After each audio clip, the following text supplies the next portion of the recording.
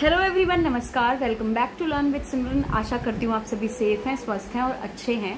तो आज की वीडियो में हम बीएड सेकेंड ईयर का जो हमारा सब्जेक्ट है नॉलेज एंड करिकुलम, उसका एक काफी इंपॉर्टेंट और काफी रिपीटेड क्वेश्चन डिस्कस करने वाले हैं कि करिकुलम क्या होता है, यानी पाठ्यक्रम किसे कहते हैं और करिकुलम की विशेषताएं, उसकी कैरेक्टरिस्टिक्स क्या होंगी या करिकुलम का हमारा नेचर कैसा होता है, पाठ्यक्रम का नेचर कैसा होता है। तो ये क्वेश्चन हमारा पेपर में आपको देखने को मिलता है। या करिकुलम की इंपॉर्टेंस पूछ ली जा सकती है कि भाई जो पाठ्यक्रम है उसकी इंपॉर्टेंस, उसकी क्या आवश्यकता है, ठीक है, क्यों वो जरूरी है, ठीक है। तो इस तरीके से कुछ भी क्वेश्चन आए इस वीडियो के बाद आप करिकुलम के हर एक क्वेश्चन को आंसर कर पाओगे, ठीक है। तो शुरू करते हैं इसी उम्मीद के साथ। तो सबसे पहली बात आती है करिकुलम होता क्या है। तो देखो, हम सभी ने करिकुलम पढ़ा है, ठीक है। करिकुलम के अंदर वो सारी चीजें आती है जो हमें बच्चों को पढ़ाना होता है, जो हमें बच्चों को सिखाना होता है, जो हमें बच्चों को एक्सपीरियंस क्लास के अंदर देने होते हैं, ठीक है। अब आप कहोगे कि वो तो सिलेबस भी हो सकता है। हाँ, वो बिल्कुल सिलेबस भी होता है, लेकिन सिलेबस जो है वो करिकुलम का ही एक पार्ट है, ठीक है। करिकुलम का ही एक पार्ट सिलेबस होता है। करिकुलम के अंदर बहुत सारी चीज आती है, उन चीजों में से एक सिलेबस हो जाती है। अब करिकुलम के अंदर क्या क्या आता है, करिकुलम के अंदर हमारे उद्देश्य क्या है, उस सब्जेक्ट को पढ़ाने के क्या ऑब्जेक्टिव्स हैं, ठीक है।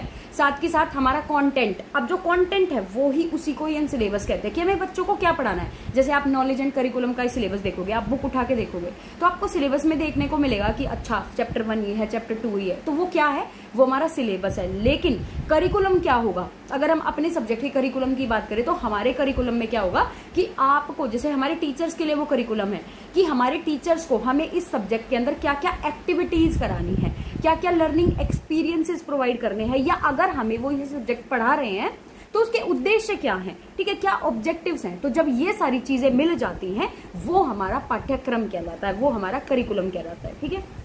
तो करिकुलम और सिलेबस क्लियर हो गया होगा। अब बात करते हैं कि करिकुलम की अगर हमें डेफिनेशन लिखने को आ जाए कि ठीक भाई पाठ्यक्रम की वो बताओ, आप परिभाषा बताओ।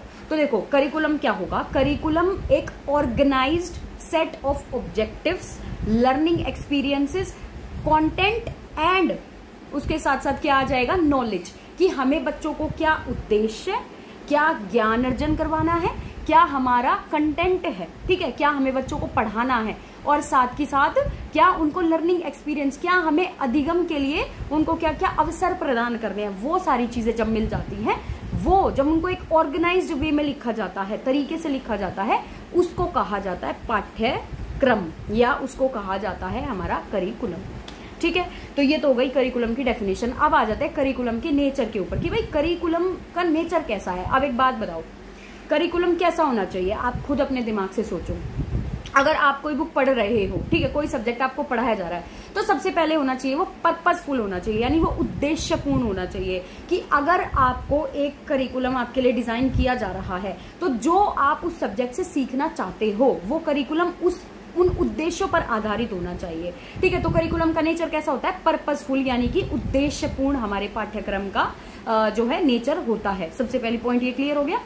नेक्स्ट पॉइंट की अगर हम बात करें तो जो हमारा करिकुलम, जो हमारा पाठ्यक्रम जो हमारा होता है वो होता है डायनामिक। डायनामिक यानी कि गतिशील, कि वो चेंज होता रहता है। अब ऐसा नहीं है कि पहले के टाइम का जो करिकुलम था आज भी वही करिकुलम है। जो हमारी सोसाइटी की, जो हमारे समाज की नीड्स हैं, जो आवश्यकताएं हैं, जो हमारे समाज के अंदर बदलाव आ रहा है, जैसे वैश्वीकरण आया है, ठीक है, तो आज हम इतनी सारी चीजें पढ़ते हैं अपने सिलेबस के अंदर, ट्रेड से रिलेटेड पढ़ते हैं, FTA पढ़ते हैं, मतलब काफी सारी जो हमारा करिकुलम है वो डेवलप हुआ है, उसका विकास हुआ है, उसकी गतिशीलता को हमने देखा है, ठीक है। तो हमारा करिकुलम कैसा होता है, डायनामिक यानी कि गतिशील।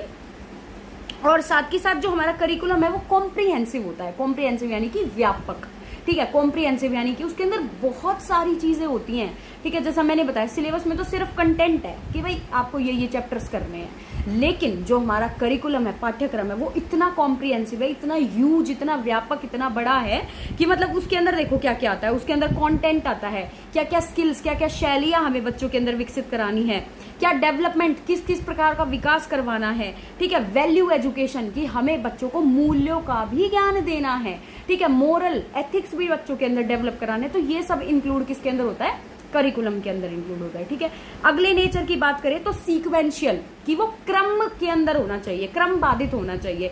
ऐसा नहीं है कि आप मतलब 3rd क्लास के बच्चे को आप 5th क्लास की चीज करें। तो जो करिकुलम है वो सीक्वेंशियल होना चाहिए कि 1st क्लास में बच्चे ने एडिशन सीखा है तो 2nd क्लास में बच्चा उसी एडिशन को कैरी फॉरवर्ड करेगा, कैरी वाले सवाल वो करेगा। तो मतलब ये तो मैंने सिर्फ एक एग्जाम्पल दिया है।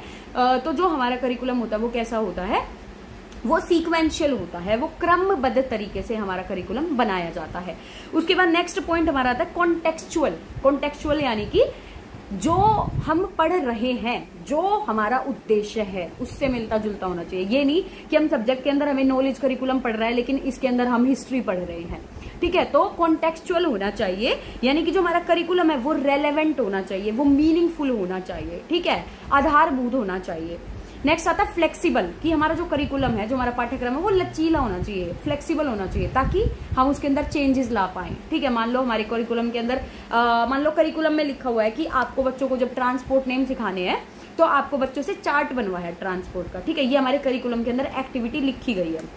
लेकिन सपोज हमारे बच्चे अभी उनका इतना डेवलपमेंट ना हुआ हो कि वो ड्राइंग कर पाए, तो हम क्या कर सकते हैं, हम बच्चों से बने बनाए चार्ट मंगवा सकते हैं। ठीक है, या हम बच्चों को टॉय ट्रांसपोर्ट्स दिखा सकते हैं ना, कि भाई ये कार है, ये ट्रक है, इस तरीके से हम दिखा सकते हैं। तो क्या है, वो फ्लेक्सिबल है, वो लचीला है, कि हम अपने अनुसार करिकुलम के अंदर छोटे मोटे चेंजेस, बड़े चेंजेस नहीं, आप ऑब्जेक्टिव्स को चेंज नहीं करोगे, जो उद्देश्य है उनको नहीं बदल सकते, लेकिन जो छोटी मोटी चीजें हैं उनके अंदर हमारा करिकुलम, हमारा पाठ्यक्रम इतना लचीला होता है कि उनके अंदर हम चेंजेस आसानी से ला सकते हैं अपने अनुसार।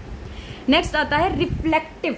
अब रिफ्लेक्टिव का मतलब क्या होगा, रिफ्लेक्टिव मतलब होता है कि जो हमारा करिकुलम है, जो हमारा पाठ्यक्रम है, उसके अंदर फीडबैक दिया जाता है। रिफ्लेक्टिव यानी कि हम रिफ्लेक्शन करते हैं ना, कि भाई आज हमने ये किया तो उसका क्या क्या रिजल्ट रहा। तो एक तरीके से रिफ्लेक्शन यानी कि ये देखना कि उसका रिजल्ट क्या रहा, उसका फीडबैक। तो जो हमारा करिकुलम है वो हमेशा फीडबैक की, रिजल्ट की, इवैल्यूएशन, मूल्यांकन की बात हमारा करिकुलम हमेशा करता है।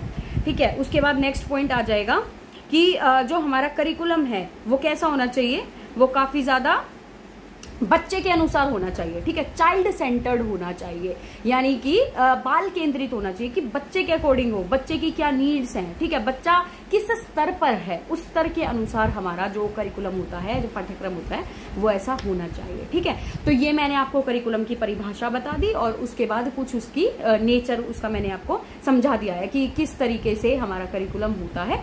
अगर आपसे ये भी पूछ लिया जाए कि भाई करिकुलम कैसा होना चाहिए, तो भी आप सेम पॉइंट्स लिख सकते हो कि भाई बाल केंद्रित होना चाहिए, आधारभूत होना चाहिए, जो हमारे उद्देश्य हैं उद्देश्यों की पूर्ति करनी चाहिए, है ना। और साथ के साथ ये लिख सकते हैं कि मतलब लचीला होना चाहिए, व्यापक होना चाहिए, हमारे समाज के अनुसार होना चाहिए। तो ये सारी चीजें आप करिकुलम का कोई भी क्वेश्चन आए उसके अंदर ये पॉइंट्स आप इजीली लिख सकते हो। और अगर आपको अभी भी कोई डाउट हो तो आप उसको कमेंट सेक्शन में मेंशन कर सकते हैं। इस वीडियो को देखने के लिए बहुत बहुत धन्यवाद। मैं इस सब्जेक्ट की और भी वीडियोस लेके आऊंगी, उसके लिए अलग से प्लेलिस्ट आपको मेरे चैनल पर मिल जाएगी। इसको शेयर कीजिए, लाइक कीजिए और पॉजिटिव और negative whatever feedback you want to give, you can go for it in the comment section. Thank you so much for watching learn with Simran.